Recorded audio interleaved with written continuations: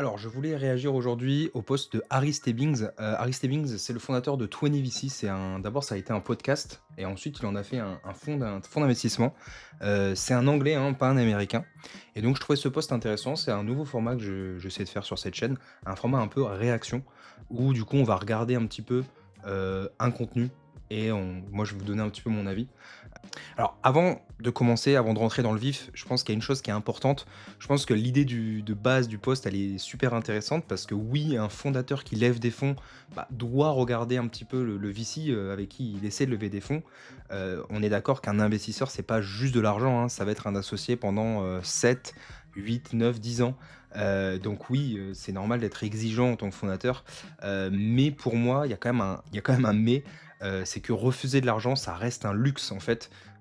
Et donc donner une liste de red flags aussi tranchée à des fondateurs early stage, je sais pas si voilà, qui ont du mal à closer, je sais pas si leur rendre service parce que, c'est un luxe en fait. Donc, si vous pouvez vous permettre de refuser des investisseurs, tant mieux, mais dans la conjoncture actuelle, moi je vois beaucoup de fondateurs, ils n'ont pas le choix en fait, ils prennent l'argent où ils peuvent. Donc ça, je pense que c'est important de le rappeler. Alors premier point, donc effectivement, les VC qui focus énormément sur, les modèles financiers. Là, je suis plutôt d'accord avec Harry. En seed, en fait, un modèle financier, c'est, heu, c'est une histoire qu'on raconte, en fait, c'est de la poésie, voilà. Vous avez très peu de données, donc vous êtes obligé de vous baser sur des hypothèses.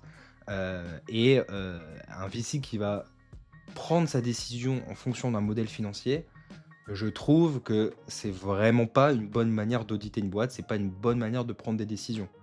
Attention toutefois, un modèle financier, ça reste intéressant. L'exercice de faire le BP financier, il dit des choses sur la manière dont vous mettez en place votre stratégie, en fait, c'est-à-dire quelles hypothèses vous avez. Je pense aussi que là où l'approche des revenus est pas super intéressante, l'approche des coûts l'est beaucoup plus. Donc ça permet de voir ce que vous allez faire avec les fonds que vous levez et dès que vous allez générer du chiffre, comment vous allez le réinvestir dans le business. Ça, c'est assez intéressant. Mais il est vrai que si un VC est obsédé par ça, c'est red flag. Ça, c'est vrai. Alors, le deuxième point sur l'exit stratégie, donc la stratégie de sortie, c'est-à-dire qu'en fait, les VC vont venir regarder directement et vont vous demander mais comment est-ce que nous on sort? C'est-à-dire on investit aujourd'hui et comment on sort? Alors ça, il faut bien comprendre le contexte en fait. C'est-à-dire qu'il y a eu des années, il y a eu des investissements dans des startups et les investisseurs, donc par exemple il y a 10 ans, sont toujours dans les boîtes parce que les entrepreneurs ne font rien pour sortir les investisseurs historiques. Ça veut dire qu'ils ne leur permettent pas de sortir. C'est-à-dire que dès il y a de l'argent qui arrive dans la boîte, il y a de nouveaux investisseurs, ils vont toujours prendre cet argent pour la boîte, pour faire grossir la boîte, et ils vont pas permettre aux investisseurs de sortir. Donc il y a un peu une forme aujourd'hui de trauma, de traumatisme des investisseurs là-dessus. Donc il est vrai que c'est une question qu'aujourd'hui ils vont poser énormément. Moi, je suis assez d'accord dans le fond, c'est-à-dire que ça devrait pas être un critère de décision, c'est-à-dire je vais investir dans cette boîte parce qu'elle m'a promis qu'elle allait me faire sortir. On n'en sait rien en fait, c'est un peu comme un bébé, c'est-à-dire que le fondateur fera comme il peut. Maintenant, il faut avoir en tête que c'est un critère important pour les investisseurs aujourd'hui. Il faut jouer le jeu, il faut faire l'exercice, il faut essayer de comprendre comment un BA pourra sortir dans 5 ans. C'est tout, c'est comme ça. Alors le troisième point, ce sont en fait les VC du coup qui sont obligés de savoir qu'il y a d'autres investisseurs dans le tour, qui sont intéressés pour eux-mêmes être intéressés. Donc c'est pour ça il dit, ayez un peu de conviction, c'est-à-dire ayez de la conviction vous-même, prenez vos décisions vous-même. Alors, je pense qu'ici il fait référence à un truc, c'est les VC ils fonctionnent beaucoup par FOMO, c'est-à-dire que d'ailleurs, je citerai Keynes là-dessus. La loi enseigne qu'il vaut mieux, échouer avec tout le monde, que, réussir tout seul, en fait. C'est-à-dire, il vaut mieux investir avec tout le monde, comme ça on ne se fera pas virer. C'est-à-dire, un partenaire, il pourra dire à ses LP: «Bah, tout le monde a investi dedans. Regardez, il y a tous les grands fonds qui ont investi dedans. Moi aussi, je suis allé dedans. Bon, je pouvais pas savoir», vous voyez? Alors que par contre, si tu investis tout seul dans une boîte et qu'elle se «plante», entre guillemets, c'est vraiment plus de ta faute, donc tu engages plus de ta responsabilité personnelle. C'est un peu ça l'idée derrière. En fait, franchement, c'est quelque chose d'assez naturel, mais là, j'irais plutôt dans son sens. Je suis assez d'accord que, malgré tout, il faut des convictions aussi personnelles et je pense que, voilà, c'est un juste milieu à trouver. Faut pas oublier aussi, il y a 2 choses qui pourraient justifier, je dirais, que ce soit légitime d'avoir l'avis des autres.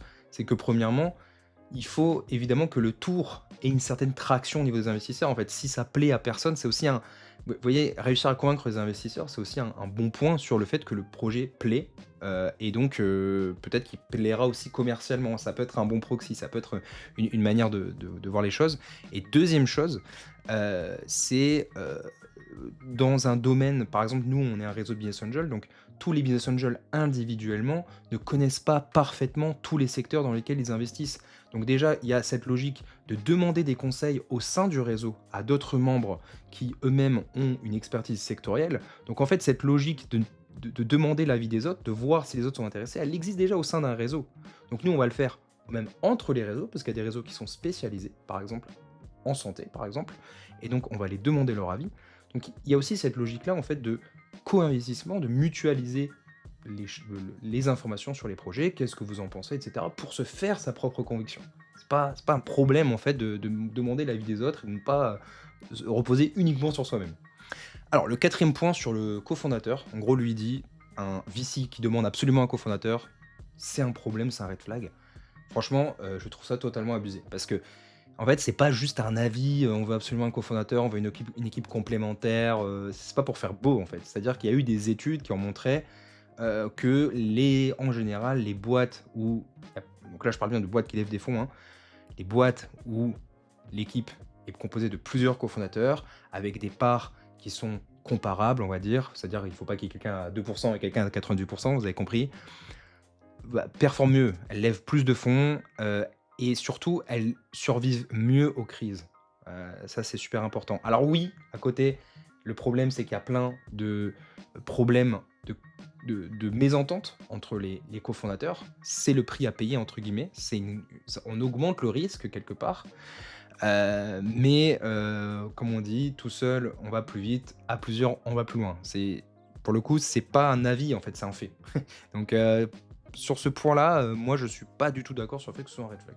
Alors sur le dernier point, donc son dernier point, c'est, un VC qui va être offusqué par une augmentation de la valo en gros, de 500 000 par exemple, moi j'ai le cas très souvent, je vous donne un exemple, une boîte qui va venir lever, 500 000 € à une valorisation par exemple de 4,5 millions pré-monnaie, 5 millions post-monnaie. Donc en gros, il y a 10 des parts post-monnaie qui sont, mises en jeu.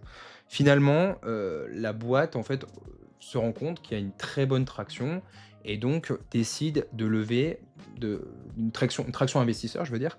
Et donc elle dit: «Bon, bah, voilà, en fait, au niveau des intentions d'investissement, au lieu d'être à 500 000 €, on est plutôt à 550 000 €». Il y a 50 000 €. Alors est-ce que j'exclus 50 000 € d'investisseurs? Je vous dis d'investir moins ou est-ce que je prends les 550 000?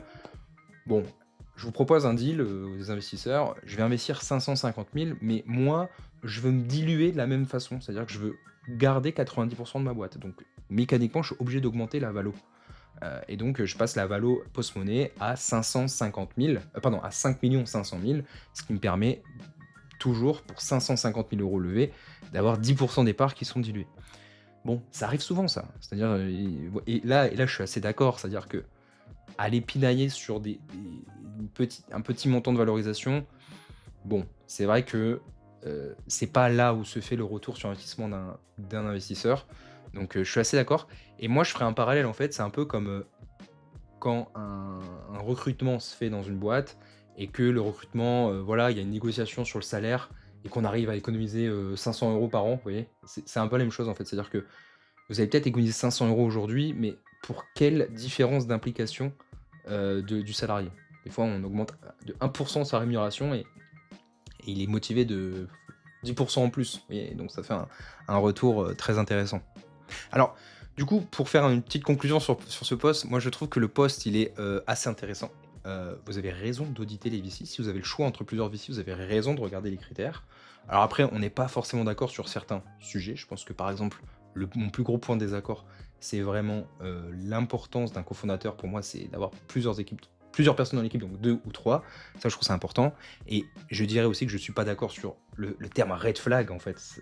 En fait, ce qui est vraiment problématique en tant qu'entrepreneur, ce serait d'avoir un fonds malhonnête, un fonds qui est connu pour, par exemple, pour tout faire pour virer ses fondateurs, qui est pas dans une relation de confiance. Mais ces 5 critères pour moi sont pas des red flags. Finalement, on est entrepreneur. Je ne sous-estime pas l'importance, d'un bon fonds de VC, pour la suite, pour vous aider dans votre business, pour vous aider pour vos levées de fonds futures, pour réinvestir et cetera. C'est important, mais le plus important, ça reste quand même de lever l'argent. En fait, au bout d'un moment, il faut arrêter, de sous-estimer ça, c'est le plus important. OK, bon bah, voilà, c'est tout pour cette vidéo. J'espère que elle vous aura plu et on se retrouve bientôt pour une peut-être le même format. Dites-moi ce que vous en avez pensé. À la prochaine.